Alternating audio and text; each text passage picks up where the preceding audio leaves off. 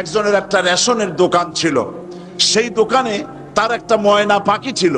আর ময়না পাখিকে কথা শেখানো যায় সেটা তো আপনারা জানেন। জি, ময়নাকে শিখায়েছে যে লাইন করুন, এক এক করে আসুন। ময়না এই কথা শিখেছে। সকালবেলায় যখন রেশনের দোকানে ভিড় পড়ে গেছে, তখন ওই পাখি খাঁচার মধ্যে বসে বলছে লাইন করুন, এক এক করে আসুন। একদিন খাঁচার দরজা খোলা পেয়ে পাখি উড়ে গিয়ে গাছের ডালে বসেছে। আশেপাশে যত পাখি ছিল তারা চিন্তা করলো এই রকমের পাখি তো কখনো দেখি নেই। ময়না তো দেখতে কাকের মতো না, শালিকের মতো না, দেখতে একটা ভিন্ন রকম। ওরা এসে চতুর্দিক থেকে এই নবান্তক এই যে নতুন এসেছে ওরে ঠোকরানো শুরু করেছে চতুর্দিক থেকে। ঠোকরানি খেয়ে ময়না বলতেছে লাইন করুন, এক এক করে আসুন। এখন ময়না তো বোঝে না যে কি বলতেছি, আর যে পাখিরা ঠোকরাচ্ছে তারাও তো বোঝে না যে কি শুনতেছি। ময়না যদি বুঝতো যে আমি কি বলি, সবাই মিলে ঠোকরায়, তাই জান বাসে না, লাইন করে ঠোকরাইনি তো কলজে যাবে, সব ঠোঁটে ঠোঁটে চলে বুঝে নাই। আমাদের অবস্থা তাই হয়েছে। সুতরাং এই কালেমার দাওয়াত যখন হযরতে মুসা আলাইহিস সালাম দিলেন, ফেরাউন বলল আমি তো জানি না যে আমি ছাড়া আরো কোন ইলা আছে, আইনদাতা তো আমি, তুমি নতুন কোথা থেকে আইনদাতা নিয়ে আসছো?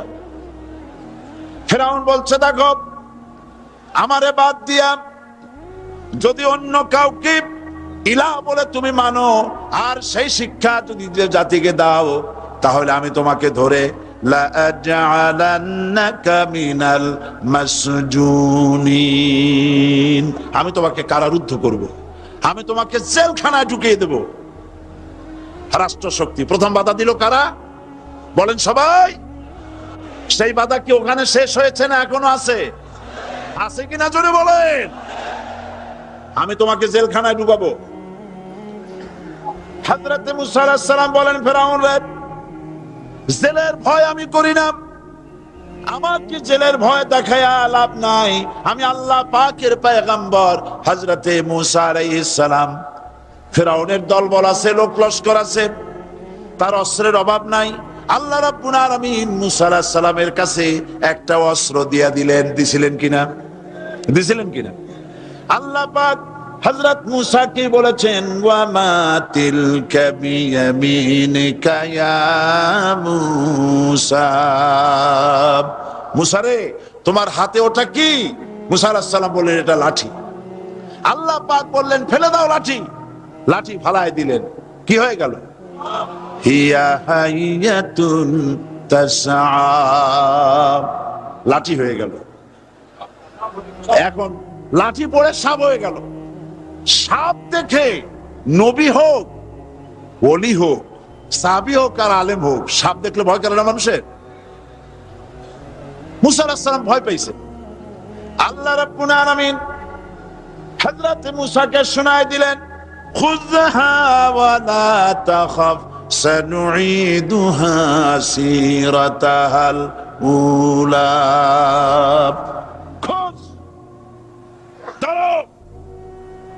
লা তাখাফ, ভয় পেও না। আল্লাহ বলছেন ধরো, ভয় পেও না। ধরার সঙ্গে সঙ্গে স্বাভাবিক অবস্থায় ফিরে আসবে, আবার লাঠি হয়ে যাবে।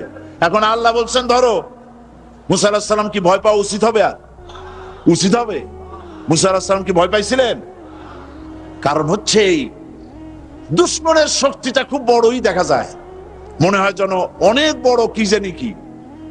আল্লাহ পাক বলছেন ইন্না কাইদা শায়তানে কানা দাঈফা, শয়তানের চক্রান্ত যতই তুমি মনে করো অনেক ষড়যন্ত্রের জাল বিস্তার হয়ে আছে, আল্লাহ কয় কিছুই না, দাঈফা, অত্যন্ত দুর্বল। হযরত ইমাম আবু হানিফা রাহমাতুল্লাহ আলাইহির সাথে এক নাস্তিকের বহাস হবে। স্থান এবং তারিখ নির্ধারণ করা হলো। ইমাম সাহেব দেরি করে আসলেন।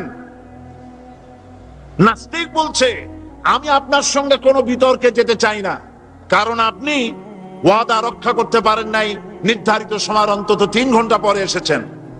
তিনি বললেন আমি কেন দেরি করলাম সেটা তো তুমি জিজ্ঞেস করবে। আচ্ছা বলেন কেন দেরি করেছেন? তিনি বললেন দেখো, এই জায়গায় আসার পথে একটা নদী বেঁধেছিল, তা কি করে আমার কাছে পারাপারের কোনো বন্দোবস্ত ছিল না। এক পর্যায়ে হতাশ হয়ে গেলাম, আমার বোধহয় যাওয়াই হবে না। শেষ পর্যন্ত আমি দেখতে পেলাম হঠাৎ করে আমার পাশে একটা ফলের বীজ পড়লো, তা দিয়ে একটা গাছ অঙ্কুরিত হলো। দেখছি না তা গাছটা একটা ময়ূর হয়ে পরিণত হয়ে গেল। কই থেকে একটা করাতে সে গাছটা কেটে ফেলে দিল। ফটাফট কতগুলি তক্তা বেরিয়ে আসলো, কোথার থেকে একটা হাতুড়ি আর কতগুলি লোহা এসে ঠাস ঠাস করে বাড়ি লেগে একটা কিস্তি তৈরি হয়ে গেল। কিস্তিটা ধাবায় পড়লো নদীতে, আমি লাফ দিয়ে উঠলাম, তাই যা দেরি হলো। নাস্তিক বলছে, আপনার সাথে আমি জানছিলাম যে আপনি অত্যন্ত বুদ্ধিমান মানুষ, কিন্তু যে ঘটনা শুনাইলেন আপনার স্ক্রু একটাও টাইট আছে বলে মনে হয় না, আপনার সাথে আর কোনো বহস নয়। তিনি বললেন, কেন?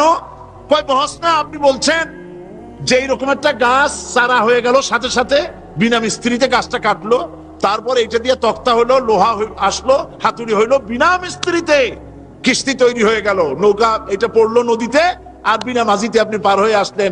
এটা কি আদৌ সম্ভব?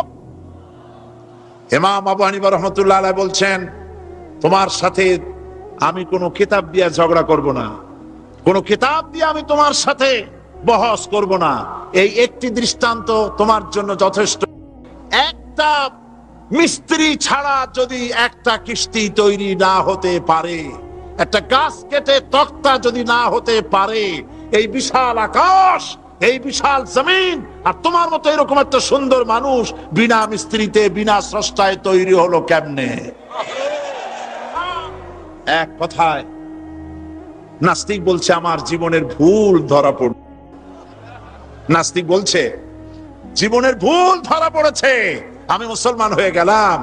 লা ইলাহা ইল্লাল্লাহু মুহাম্মাদুর রাসূলুল্লাহ।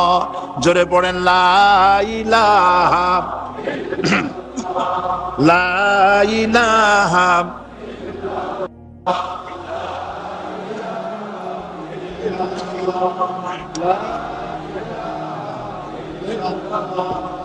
লা ইলাহা ইল্লাল্লাহু মুহাম্মাদুর রাসূলুল্লাহ।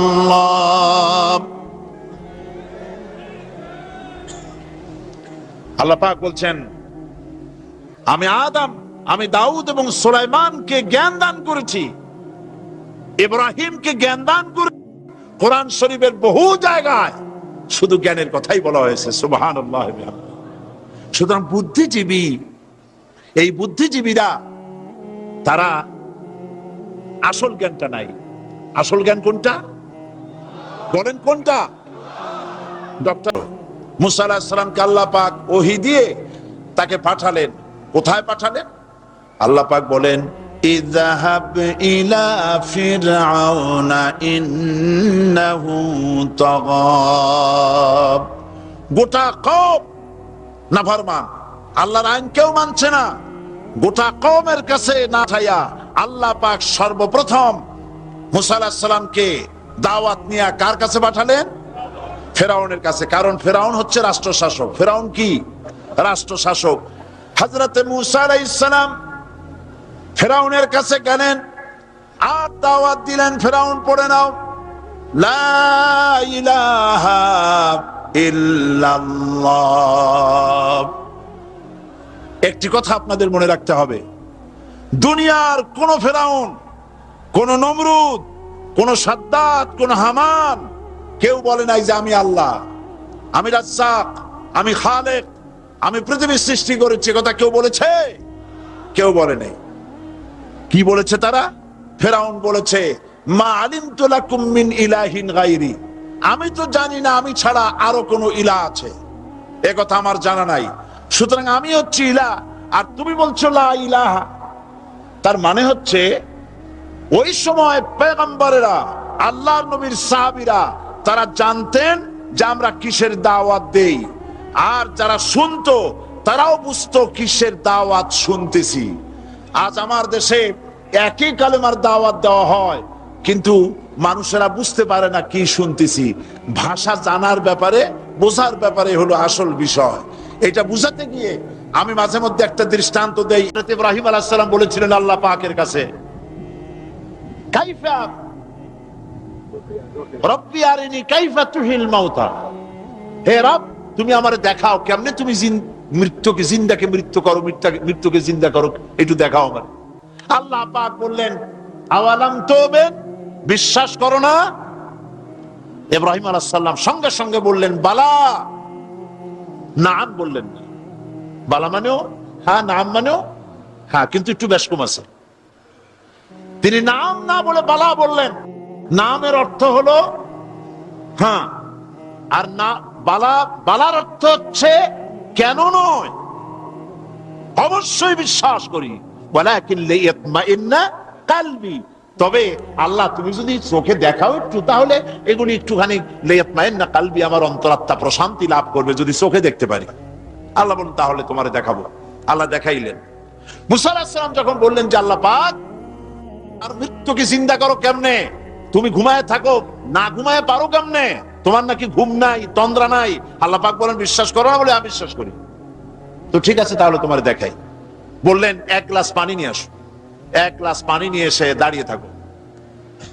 আল্লাহ পাক মুসা আলাইহিস সালামকে বললেন এক গ্লাস পানি নিয়ে দাঁড়াও, আর ঘুমকে আল্লাহ পাক বললেন মুসারে ধরো। মুসা আলাইহিস সালাম নিদ্রাচ্ছন্ন হলেন, তন্দ্রা এসে গেল, হাত শিথিল হয়ে হাতের থেকে পানি ভর্তি গ্লাস পড়ে ভেঙে চুরমার হয়ে গেল। মুসা আলাইহিস সালাম ভয় পেয়ে গেলেন। আল্লাহ রাব্বুল আলামিন বলেন ভয় পাওয়ার কোনো কারণ নাই, তোমার প্রশ্নের জবাব আমি এভাবেই দিলাম। এক গ্লাস পানি নিয়ে কয়েক মিনিট দাঁড়াইতে পারো নাই, ঘুমের সঙ্গে সঙ্গে গ্লাস পড়ে ভেঙে গেল। তামাম আকাশ আর জমিন, গোটা সৃষ্টি জগৎ তোমার আল্লাহ পাকের হাতের মুঠার মধ্যে রয়েছে। আল্লাহ যদি ঘুমায় যায় সব শেষ হয়ে যাবে। তামাম সৃষ্টি জগতের ট্রাফিক কন্ট্রোল আল্লাহ কর্তৃক হয়, আর মানুষের যা হয় আল্লাহ পাক তার থেকে সম্পূর্ণ মুক্ত। আল্লাহ পাকের ঘুম নাই, তন্দ্রাও নাই। লা তাখুযুহু সিনাতু ওয়ালা নাওম, ঘুমও নাই, তন্দ্রাও নাই। আল্লাহ পাক সমস্ত রকমের মানবীয় কোয়ালিটি থেকে, গুণ থেকে মুক্ত, মুবাররা, পবিত্র। আল্লাহ রাব্বুল আলামিন সার্বভৌমত্বের একচ্ছত্র মালিক হচ্ছেন আল্লাহ পাক। তিনি ছাড়া কোনো ইলাহ নাই। তিনি পরিষ্কার করে বলছেন আল্লাহু লা ইলাহা ইল্লা হুয়াল হাইয়ুল কাইয়্যুম। সবাই পড়েন আল্লাহু লা ইলাহা ইল্লা হুয়াল হাইয়ুল কাইয়্যুম। আল্লাহ হচ্ছেন সার্বভৌমত্বের মালিক, তিনি ছাড়া কোনো ইলাহ নাই। এমন একটি আয়াত তাফসীরের জন্য আল্লাহ এনে দিয়েছেন, যেই আয়াতটি বুঝলে পরে দুনিয়াও শান্তি, আখিরাতেও শান্তি। গতি সমস্যার সমাধান হবে, সব সমস্যার সমাধান হবে। আয়াতুল কুরসি এমন আয়াত যা তেলাওয়াত করলে, বুঝলে, আমল করলে কিয়ামতের দিন আল্লাহ পাক তার সম্পর্কে সিদ্ধান্ত নেবেন, জান্নাত দিয়ে দিবেন। সুবহানাল্লাহ।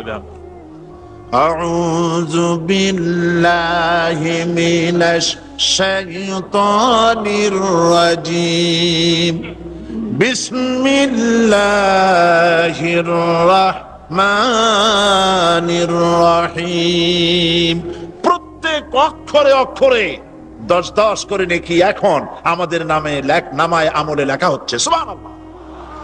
গলা ছেড়ে দিয়ে সবাই পড়েন আমার সাথে আল্লাহু লা ইলাহা ইল্লা হুয়াল হাইয়ুল কাইয়্যুম লা তাখুযুহু সিনাতুন ওয়ালা নাওম লাহু মা ফিস সামাওয়াতি ওয়া মা ফিল আরদ من ذا الذي يشفع عنده إلا بإذنه يعلم ما بين أيديهم وما خلفهم ولا يحيطون بشيء من علمه إلا بما شاء وسع كرسيه السماوات والأرض ولا يؤوده حفظهما وهو العلي العظيم صدق الله العظيم আয়াতুল কুরসি হচ্ছে কোরআন শরীফের সর্বশ্রেষ্ঠ আয়াত সুবহানাল্লাহ রাসূল বলেছেন আয়াতুল কুরসি হচ্ছে কোরআনে কারীমের সর্বশ্রেষ্ঠ আয়াত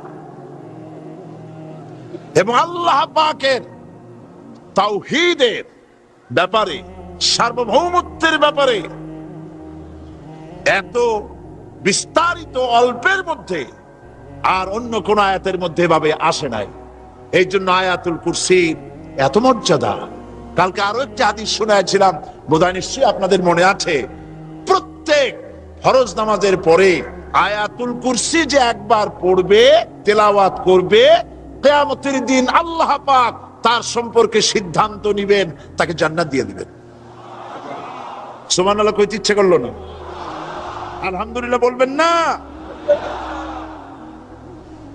তার অর্থ হলো এই আয়াতুল কুরসি যদি মানুষ পড়ে আর বোঝে আর ওই অনুযায়ী যদি আকীদা তৈরি হয় জীবন তৈরি হয় তার জীবন জান্নাতের জন্য তৈরি হয়ে যায় গতকাল আল্লাহ পাকের সার্বভৌমত্বের কথা আমরা আলোচনা করেছিলাম আলোচনা করব আল্লাহ পাকের পরিচয়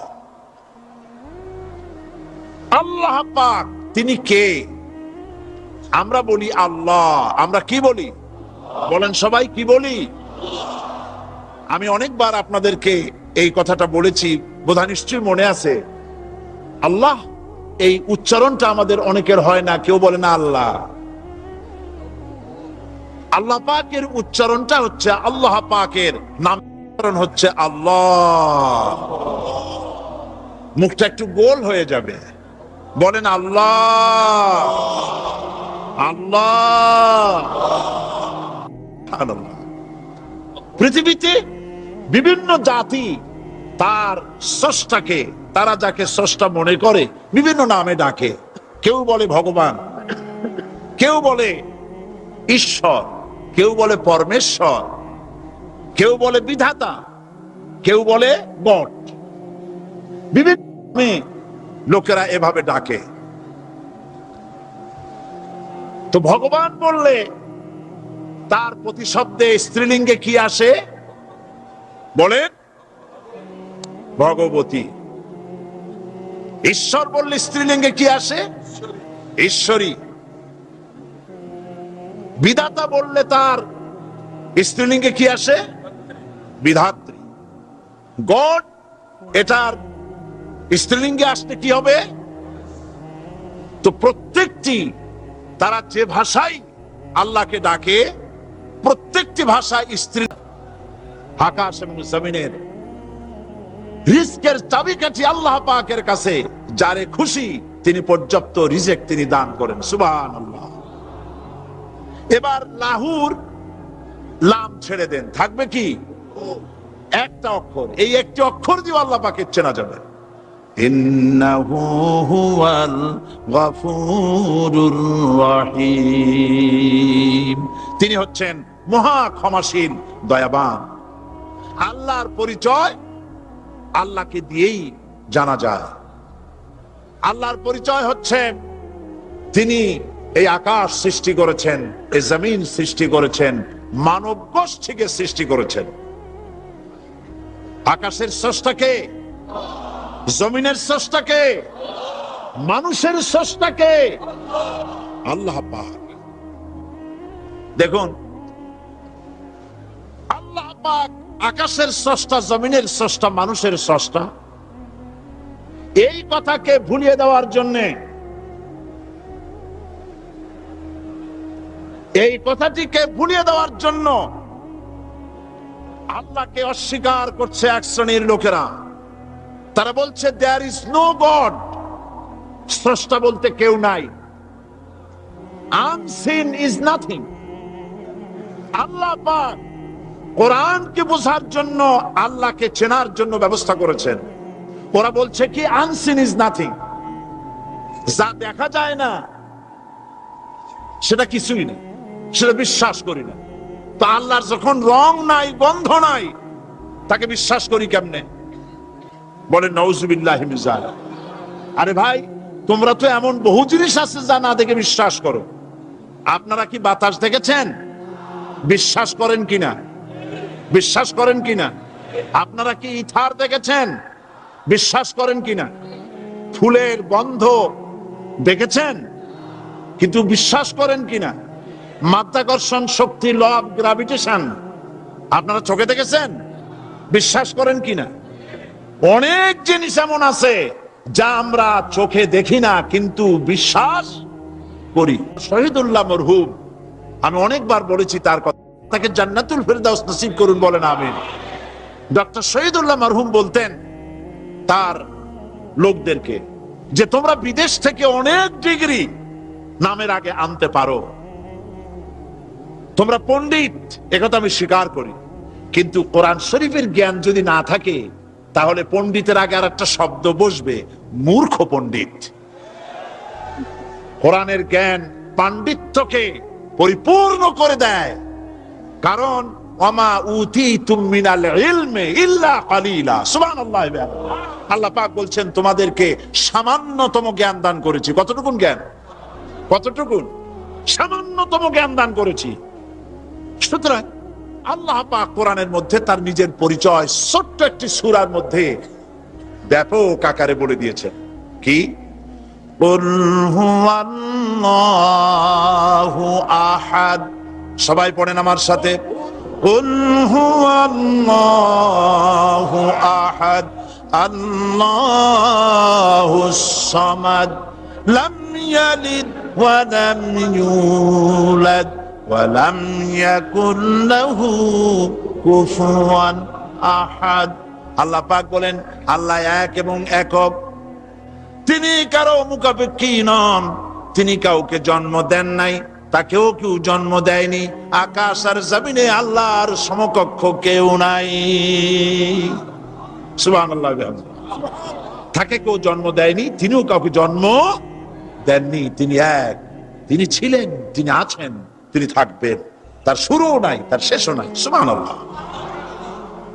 এই আল্লাহ রাব্বুল আলামিন তার পরিচয় আয়াতুল কুরসি সার্বভৌমত্বের পরিচয় দিয়েছে, আল্লাহর পরিচয় দিয়েছে। আল্লাহ তিনি খালিক।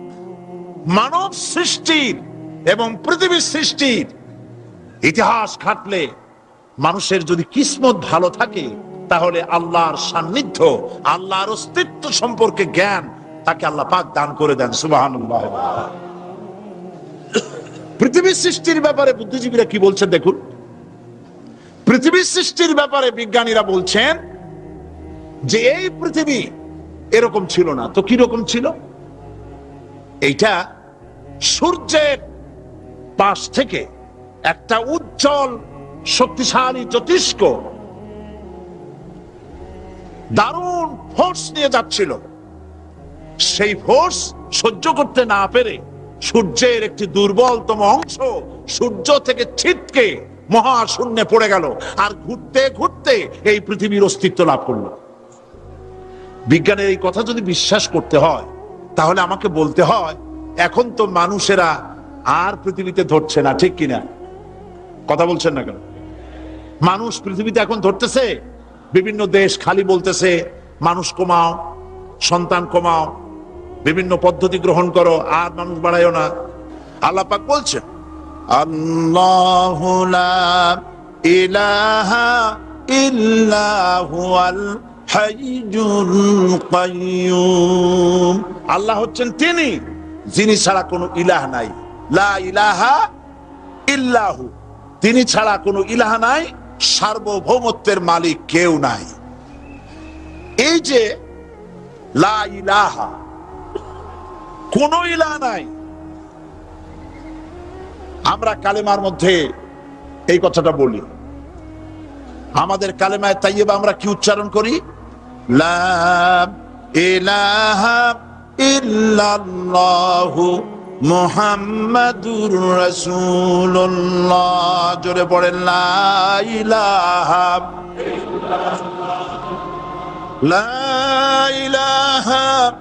ইল্লাল্লাহু মুহাম্মাদুর রাসূলুল্লাহ।